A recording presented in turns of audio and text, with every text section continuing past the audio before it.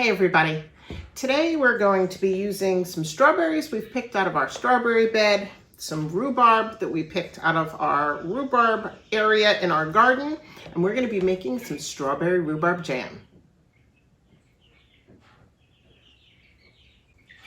If you're new to doing canning and preserving, some of the things people say to start with are jams or jellies to kind of get used to the process of how you do your jars, and if you're using a hot water bath canner, and you don't have to worry about pressure cooking with these or pressure canning.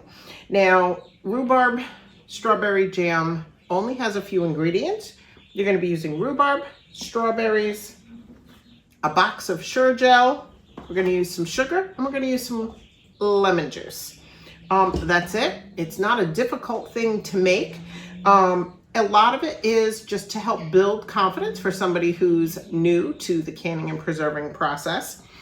For us, the strawberries and rhubarb are things we grow. It's a great item for us to put on the shelf in the pantry or to have to give as a gift to friends and family. If we preserve it now, we have it to give right away, or we can make up really nice baskets at the holidays and give something that has love and heart in it as part of the gift. So the first thing that we're going to do is we're going to make sure we get our rhubarb all washed up. We're going to rinse off our strawberries, and then we'll be back to start the process.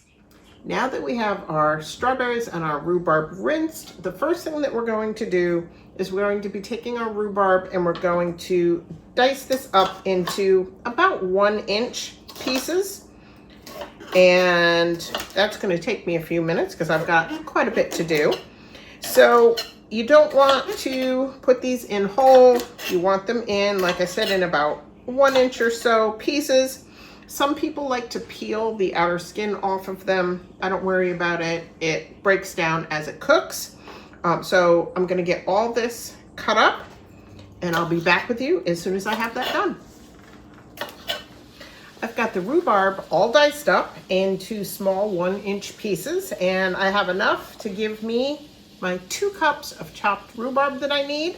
So the next thing we're going to move on to is our strawberries. And what we're going to do is we're going to take our stems out, and I'm just using a little cheese knife, and I'm just cutting in the top, taking the stem out, and then I'm going to do this to enough strawberries so that I can have 2 cups of crushed strawberries. I'll be back with you as soon as I have these done. Now that I have some of these strawberries topped, I'm going to use a potato masher and mash these up. Now you can use a fork. You can do this in whatever method works best for you. I use a potato masher. And if you've seen my videos on making applesauce, you know I use the potato masher when I'm mashing up my apples in my applesauce as it cooks as well. So I'm going to get these crushed up. I'm going to use my 2-cup measure and see if I have 2 cups worth. If not, I'm going to top some more, crush them until we have our 2 cups, and then we'll be back for the next step. I have my 2 cups of crushed strawberries. So now we're going to take our 2 cups of our diced up rhubarb. I'm going to get that in the pot. We're going to add our 2 cups of crushed strawberry. There we get all that out. Okay, we're going to take a 1/4 cup of lemon juice. And then we're going to take our package of Sure Gel, and we're going to put that on the top. I'm going to stir all this together. I'm going to bring it over to the stove, and we're going to bring this to a boil, and I'll show you what it looks like when it starts to boil. We have this over to the stove. You can see it's starting to bubble just a little bit. But what I'm going to do is I'm going to keep stirring this. We want to bring the whole thing to a rolling boil. Now, if I was making just plain strawberry jam instead of strawberry rhubarb jam, there would be no lemon juice. There'd be a lot more crushed strawberries and, of course, no rhubarb. But we're going to just keep stirring this until the whole thing comes to a nice rolling boil, and then I'll be back for the next step. And if you'd like to see me make some just plain strawberry jam, make sure you leave a note for us down in the comments. I'll be back in just a few. So now that I have this at a full boil, I've done this over high heat. I had forgotten to mention that this was on high heat. So this is going to boil for just a few seconds more. I needed to bring this to a boil and have it boil for a full minute. And we're almost at that time. You can see the strawberries have processed down really well. Even the rhubarb is starting to soften up. You can see it's kind of changing color. And some of it will become almost translucent. And then we're going to be adding our sugar. So we've got 5½ cups of sugar, and I'm at that point now. So I'm going to slowly add and stir in my sugar. And there we go. We got it all added in. I'm going to stir that all in. And once I have this stirred in, we're going to bring this back to a boil again. We're going to bring it to that rolling boil. We're going to have it boil for 1 minute. And I will bring you back again to see that. As soon as I get all this stirred in and get it to that point, we'll start the camera back up. Well, we're now at our rolling boil, and I've got my timer on for 1 minute. And while it's in a rolling boil, you want to stir it constantly. And while I've had this going, I've had my hot water bath canner here, and my jars are now sterilized and hot, so those will be ready when I move this over to the table. All right, I got this off the stove, and the first thing I'm going to do is there's a little bit of foam on the top. Now, if I was making regular strawberry jam, I'd use like ½ teaspoon of butter. I would put it in before it starts to get to that rolling boil, and that does help cut the foam. But I didn't do that this time, so I'm just going to skim some of the foam off the top. I'm going to put this into a little container, and this is awesome to go on toast or onto some ice cream. So it definitely won't go to waste, and that just means I won't be putting foam into my jars. So let me get this all skimmed off. I'll get my jars out of the hot water, and we'll start jarring up our jam. Well, I have it at ready. All the foam is off. I have my little container here with my foam in it. Steve walked by and said, "Ooh, yum." He's going to use this on his yogurt for breakfast tomorrow. And my jars are all sterilized and hot. When you're using anything hot in canning, you want your jars hot as well. So now I'm using ½ pint jars. So I am just going to move this a little bit closer, and I'm just going to ladle my jam into my jars, and I want to leave a 1/4 inch headspace. And if you're not familiar with the terms, a 1/4 inch headspace means that you're going to fill it a 1/4 inch from the top of the jar. And I'll show you in a minute what we use to measure that distance.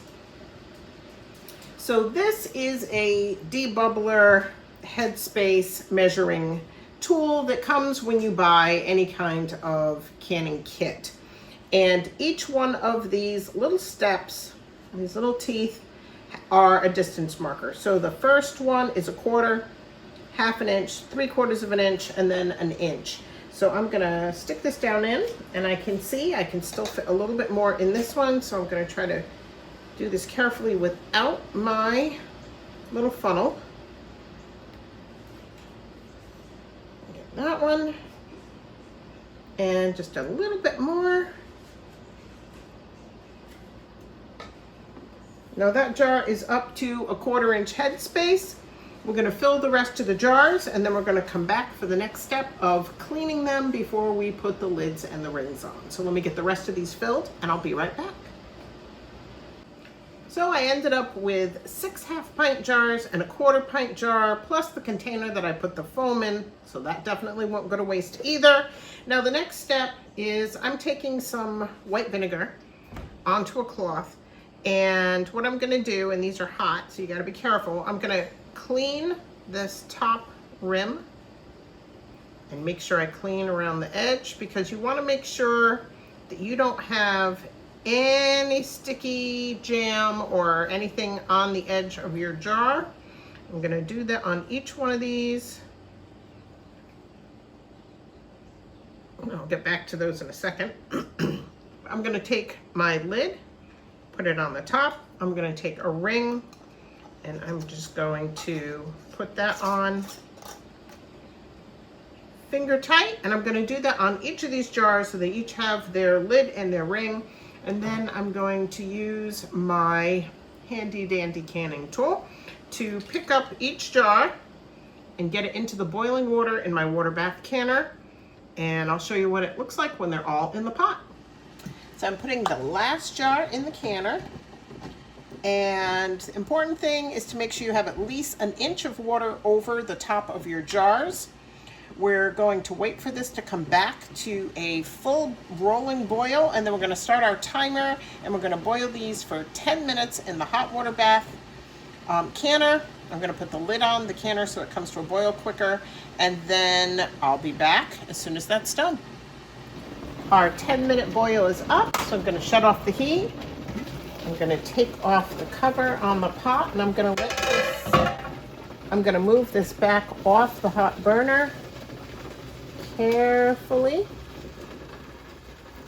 And then we're going to let that sit for another 5 minutes. Then we'll get those out of the pot and onto the counter to cool. Well, there's the last jar out of the water bath canner. And now I'm going to let these sit overnight. Usually you let them sit about 24 hours to cool before you move them, because you don't want to disturb them. You want to make sure that they're going to seal. As I've been taking these out and putting them down, the tops have been popping right away. So I'm not too concerned about that. But in the morning, I'll check on these and I'll make sure that all the centers of the tops have popped down to make sure that we have a good seal. If for some reason one doesn't seal, I'll just take that one, put it in the fridge, and we'll use it right away. The next step for me, once these are cool, is to label and date the tops of the jars. Always do that. Can take the rings off once everything has completely cooled if you're going to be storing them in your pantry. And that's pretty much it. So making strawberry rhubarb jam isn't a difficult thing. It's a great item to start with if you're new to canning and preserving, and you can do it in a hot water bath canner like I said. If there's other canning recipes you'd like to see me cover, let me know. I'll make sure that we leave a link to our Amazon store for any items that were used in this video, and I'll leave a link to the recipe, which is going to be on our webpage, where you can always go download any recipes. There's no ads. You can print them, do whatever, but that recipe will be on our webpage as well. And until next time, everybody, take care.